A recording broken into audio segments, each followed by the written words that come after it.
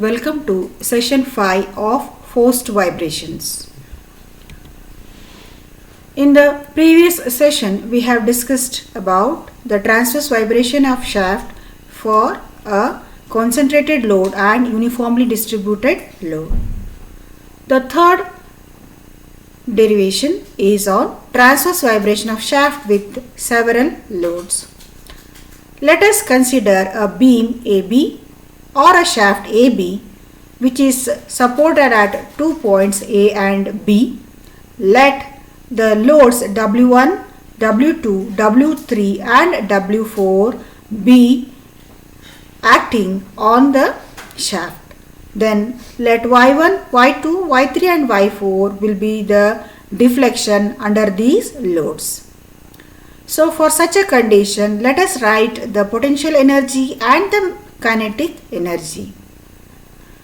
So potential energy, as we know, it is half mv square. So based upon that, for all the 4 loads, we can write the potential energy as 1 by 2 m1 into g y1, where m1 into g represents it is for the load w1, plus 1 by 2 m2 g y2 plus 1 by 2 m3 g y3 plus 1 by 2 m4 g y4 plus so on up to 1 by 2 summation of m into g into y.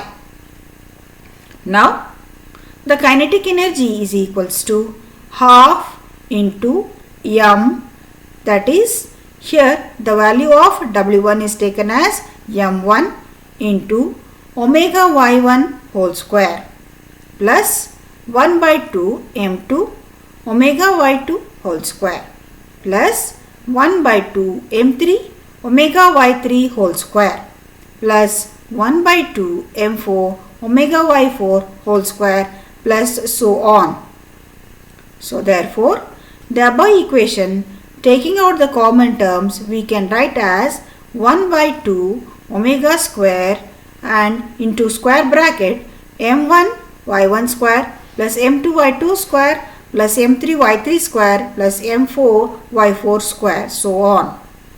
So therefore, this equation can be represented by a simplified form as 1 by 2 omega square summation of my square, where omega represents the circular frequency of vibration, and here in this equation we can see that the potential energy maximum and kinetic energy maximum are obtained, and henceforth we can equate them.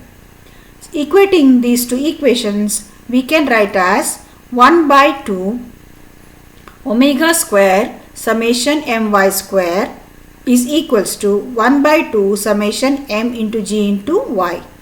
So therefore, from this equation we can simplify and get the equation for circular frequency as omega square is equals to summation of mgy divided by summation of my square. Since g is a constant, we can write it as g into summation of my divided by summation of my square, or circular frequency omega is equals to square root of g into summation my divided by summation my square under the whole root. So therefore, using omega, that is circular frequency, we can find out the natural frequency for transverse vibration of shaft for several loads as Fn is equals to 1 by 2 pi into omega. So replacing the value of omega as square root of g into summation my divided by summation my square, we obtain the natural frequency of transverse vibration. The next very important topic is critical speed. What is meant by critical speed? Before that, let us discuss about what is the meaning of resonance. We all know that every body possesses its natural frequency. So, when the natural frequency of the system coincides with the external forcing frequency, then it is called as resonance. The speed at which this resonance occurs is known as critical speed. And these speeds are also termed as whirling speeds or whipping. We will better explain this critical speed analysis with the help of a shaft. Consider a shaft which is rotating horizontally and supported between bearings A and B. Let capital W be the weight of the rotating disc and let K1 be the stiffness of the shaft, E be the eccentricity of the disc and WC be the critical speed of shaft. Let us know that omega is nothing but the uniform angular velocity of shaft and x is the lateral deflection of the shaft from the center O. This x is nothing but the distance from O to C. Capital C is nothing but the geometric center of the disc and capital G is the center of gravity of the disc, which is at a distance E from C. So the distance between C and G is E, that is the eccentricity. Now writing the equations for the centrifugal force and restoring force. So at equilibrium we know that restoring force will be equal to centrifugal force. So therefore K1 into X is equals to W by G omega square X plus E. Now simplification will help us to write the equation as K1X minus W by G omega square X is equals to W by G omega square into E. Here we take the term K1 into X and minus W by G omega square X, where X is a common term. We can write it as K1 minus W by G omega square, and dividing this term X by the term E, we can write as X by E is equals to W by G omega square divided by K1 minus W by G omega square. So if we take the term W by G omega square as a common, so therefore and simplification we get 1 divided by K1 into G divided by W omega square minus 1, where X by E is equals to 1 divided by omega C divided by omega whole square minus 1, wherein the value of omega C is equals to W K1 into G divided by W. So here omega C is equals to omega into X by E. This ratio is an infinite. The ratio X by E is an infinite ratio. Here the particular value of this omega or the circular frequency will be nothing but the critical speed. So therefore omega C is equals to square root of G by delta, where omega C is nothing but 2 pi Fc, or 2 pi Fc is equals to, we can also write as square root of G by delta. So therefore the frequency, critical frequency is nothing but Fc is equals to 1 by 2 pi square root of G by delta Hertz. Now let us discuss few of the numericals on the contents that we have discussed in our sessions. The first problem is a mass of 100 kg has been mounted on a spring dashboard system having spring stiffness of 19,600 Newton per meter and the damping coefficient is 100 Newton second per meter. The mass is acted upon by a harmonic force of 39 Newton at the undamped natural frequency of the system. So therefore we are supposed to determine number 1, amplitude of vibration of the mass, 2, phase difference between the force and displacement, free force transmissibility ratio. So the solution of the problem is as below. With the given data, we can first find out the undamped natural frequency omega n, that is omega n is equals to square root of k by m. The value of spring stiffness and the masses are substituted so that we get the natural frequency as 14 radians per second. Now, the damping coefficient is given by an equation 2m omega n zeta.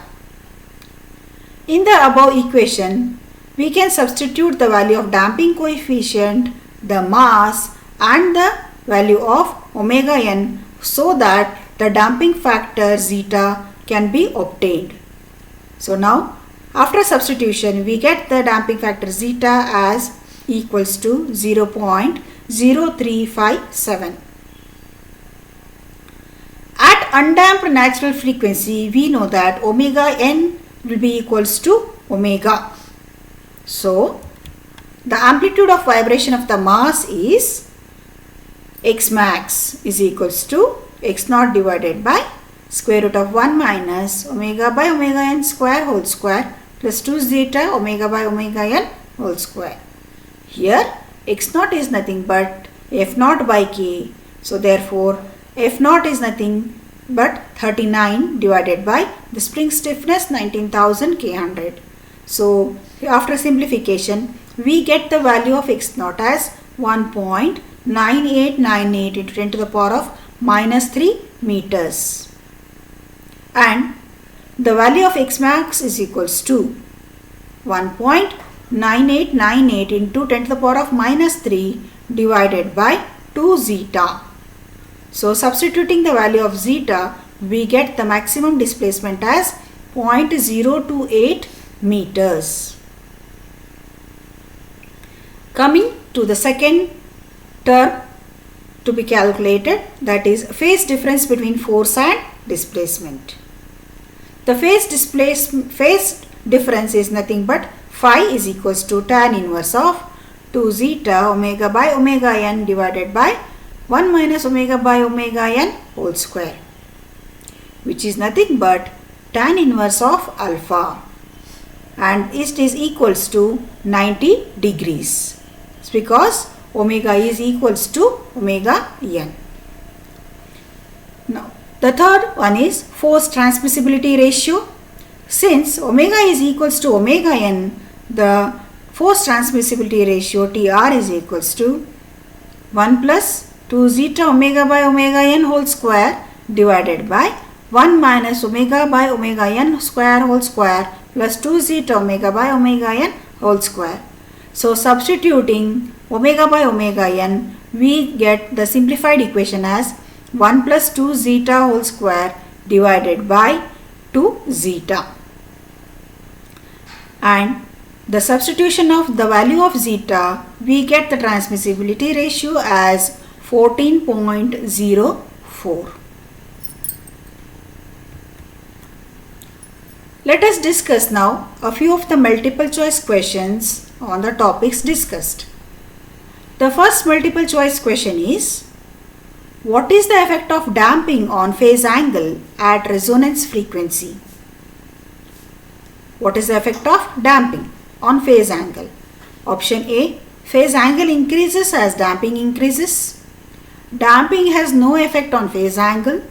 C, phase angle increases as damping increases. And none of the above.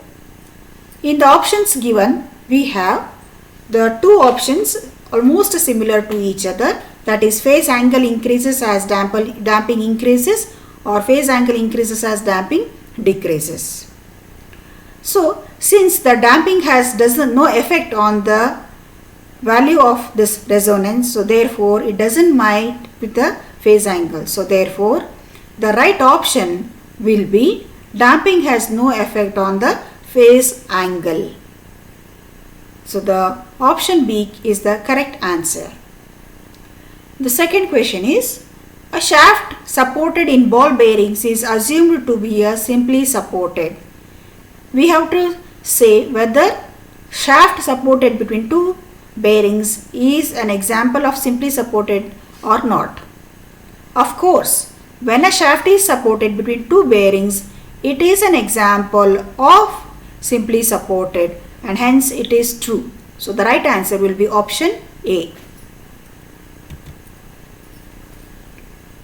Third multiple choice question is, critical speed is expressed as. Options are rotation of the shaft in degrees, rotation of the shaft in radians, rotation of the shaft in minutes, and the natural frequency of the shaft. The critical speed is always expressed as the natural frequency of the shaft. As discussed, we know that when the natural frequency is equals to excitation frequency, resonance occurs, and such a resonance is called as critical speed. So therefore, critical speed is always expressed as natural frequency of the shaft, and the right answer is option D. The fourth question is, the factor which affects the critical speed of the shaft is. The options are the diameter of the disc, the span of the shaft, eccentricity, all of the above. Critical speed of a shaft depends upon the diameter of the disc, the span of the shaft, and the eccentricity. So therefore, the right answer will be option D, that is all the above. Critical speed of a shaft depends upon diameter of the disc, the span of the shaft, and the eccentricity. Answer D is the right one. Now we come to the end of this session. Thank you.